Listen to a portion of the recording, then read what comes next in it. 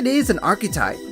To put it in simple terms, an archetype is a categorization of people or things that share the same or similar characteristics.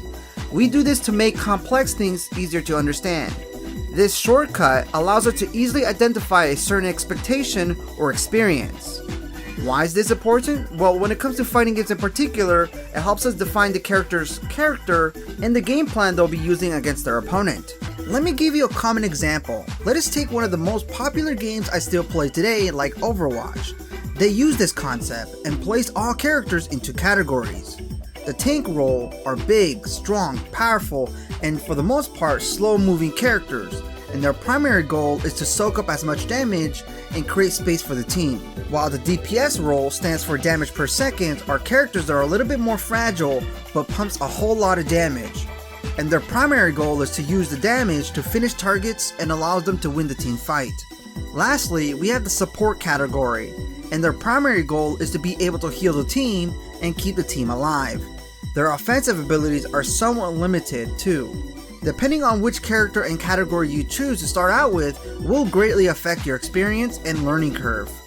Fighting games has always been using these types of concepts since the very beginning, but gets a bit more complex because in this genre, the developers will have to mix characters' archetypes into other groups. Fighting mechanics are just way too limiting compared to other gaming genres. There are only certain things you can do in fighting games, such as punching, kicking, jumping, blocking, dashing, and so on. However, at the time of this recording, Capcom seems to show us revolutionary things coming to Street Fighter 6, where you're able to do much more with your character, such as adding an open world RPG element to their game. So we'll see what that has to offer. But to go back to what I was saying, there is a limit on what fighting games can do. The 2D and the 3D are the most common types of fighting games, and their fundamentals drastically change depending on which one you're playing. For example, movement in Tekken, Soul Calibur, Dead or Alive are 3D fighting games where knowing when to sidestep is detrimental to winning matches. Whereas when it comes to 2D, moving back and forth and knowing when to jump in with aerial attacks is just as detrimental here. Another key difference between these two is how boundaries function. Core A Gaming has explained this perfectly. When it comes to 2D, the objective is to corner your opponent into these corners to put him at a disadvantage. While in 3D, it gets to be more flexible on this by trying a variety of things, such as infinite space, walls, or an out-of-bounds system. But these fundamentals and systems are not the only thing that changes. The same happens when it comes to approaching archetypes. In the 3D world, you'll find certain things that are not a main focus, but instead it goes to something else. For example, in Tekken 7 and Soul Calibur 6, zoning is something you don't technically see here. Sure, characters have projectiles, but they aren't as oppressive compared to what you see in 2D. In Mortal Kombat, characters tend to be just zoners or a bit with footsie archetype, which is common in 2D, but in 3D, that archetype is instead labeled as long reach. Sorry, I'm kinda getting way off topic.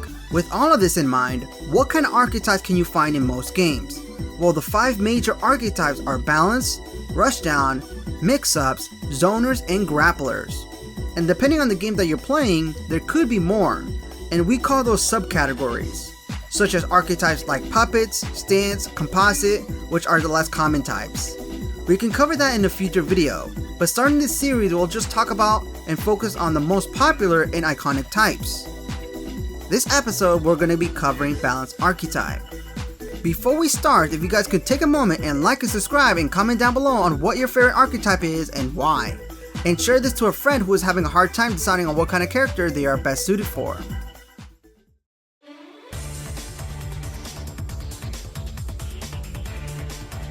One of the first archetypes you'll see in any fighting game is the balance archetype, also known as the all-rounder or SHOTO characters. But let me get this out of the way. There are differences and similarities between a SHOTO and a balanced character. They both serve the same purpose for being balanced in playstyle, but SHOTO has certain trademarks that makes it slightly different. If you don't know, SHOTO stands for Shotokan, which came from the Street Fighter series, and it's a fighting style that shares an equal amount of offensive and defensive abilities. Ryu is an example of a SHOTO character because he has a standard fireball, a forward-moving advance attack, a strong uppercut, with average movement, walking speed, and health.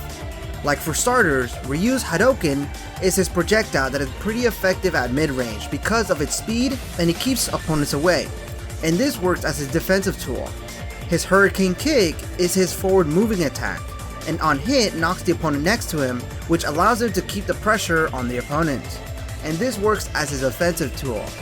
Lastly, his Dragon Punch works both an offensive and defensive tool because it can keep punishing jumping opponents trying to avoid his projectiles, or can be used as a wake-up tool. He also has a fair amount of health and speed compared to other characters on the roster. These are what makes a Shoto, but Balance or All-Arounder are also within this category and are equally as important. For example, Scorpion from Mortal Kombat falls into a balanced archetype because he's capable of fighting off other archetypes no problem. He has fast standard normals, mid-range attacks to fight off during footsies, and a spear that works as his projectile to bring the opponents closer to him at far range, as well as a teleport to counter zone and get in. He has an average amount of speed and movement in the roster, but he is not considered a Shoto character because he has no traditional trademarks. Another example is Batman from the Injustice series because he can fight off any character as well. One last example of an all-arounder that is not a Shoto is Jin Kazama from the Tekken series. Some more examples of balanced and Shoto character that falls into this category are Mario from Smash Bros, Goku from Dragon Ball FighterZ, Kai Kisk, and Soul Bad Guy from Guilty Gear. Pretty much any character from their own respected series is designed to be a balanced character. Why? It's pretty simple. They are the most popular character of the franchise, and developers want them to make them accessible to newer players. Some other fighting games will have all-arounders without the Shoto fighting style, but again, they do serve the same purpose. Now that we know the similarities, why should you pick this archetype?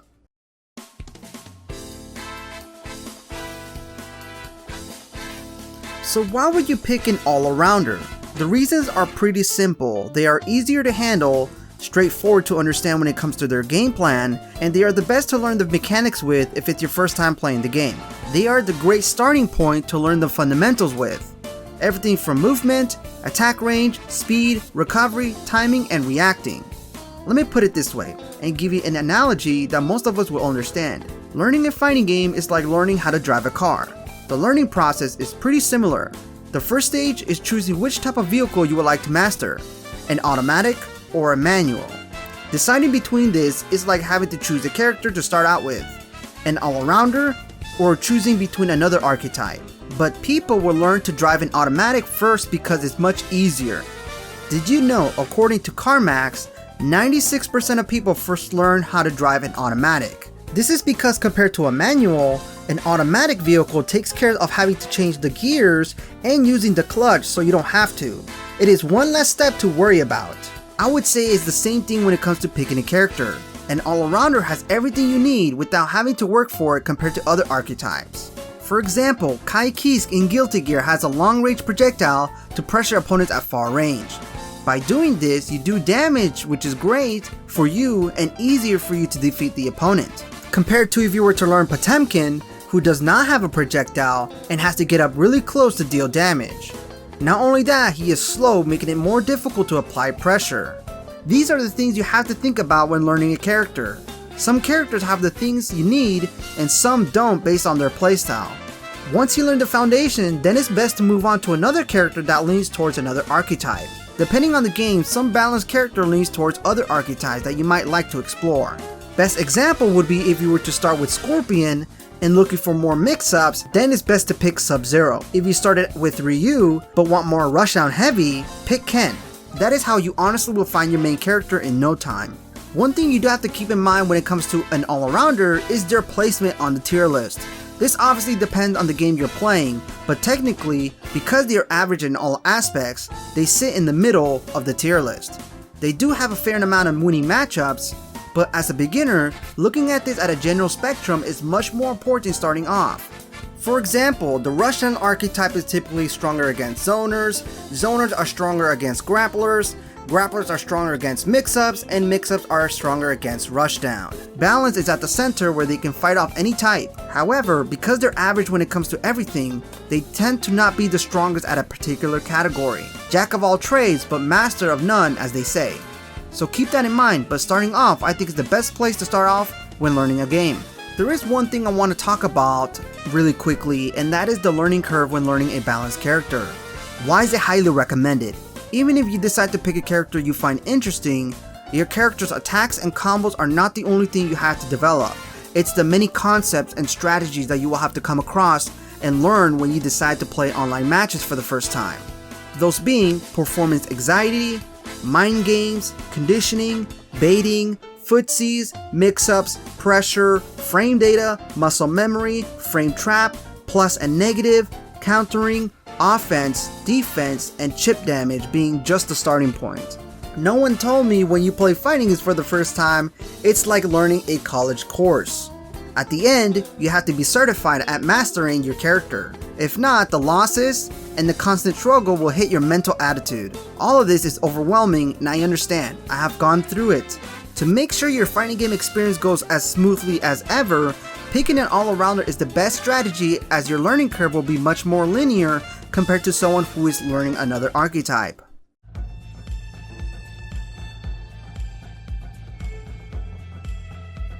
Let's say you listened and chose to pick an all-arounder. What can you expect? And I want to talk about this a little bit more in detail, because you're the all-arounder, you can adjust your playstyle accordingly to best counter an archetype at any time. For example, if you're playing against a grappler, the best way to counter them would be to stay back and use your projectiles. Keep your distance as long as you can while dealing damage from afar. If you're playing against a zoner, then you will have to play a little bit more aggressive and get close and pressure them as much as you can. If you're playing against a rushdown character who excels at close range, you will have to use both your projectiles and mid-range buttons to keep them away. This is what we call the neutral space. But what exactly can you do here? Well, you will have to implement a strategy called footsies. Footsies, by definition, is when both players trade pokes based on distance in the hope to find an opportunity to punish their opponent to start their offense. This is done in neutral, or in other words, the mid-range game. You can kind of think of this like the sports of fencing. Two people with equal range weapons focus on just their movement and timing to find an opening. Every character can use footsies. However, depending on the game you're playing, footsies can either be completely ignored by a running mechanic or dash mechanic, but some characters are designed to be pure footsie characters. The all-arounder is equipped with good mid-range buttons and can adapt to their opponent's strategy pretty easily. So these are the reasons why the balanced archetype is the best for not only new players, but veterans alike. And we have reached to the end of this video. I want to thank you guys so much for watching this video, and this essay video took me a long time for me to make, so a like on this video would really mean a lot. Let me know in the comments down below what your favorite archetype is, and also let me know if I missed anything here. If this video does well, I will cover the grappler archetype. This is Mad Dog Games, your fighting game sensei, signing out. I'll see you guys next time.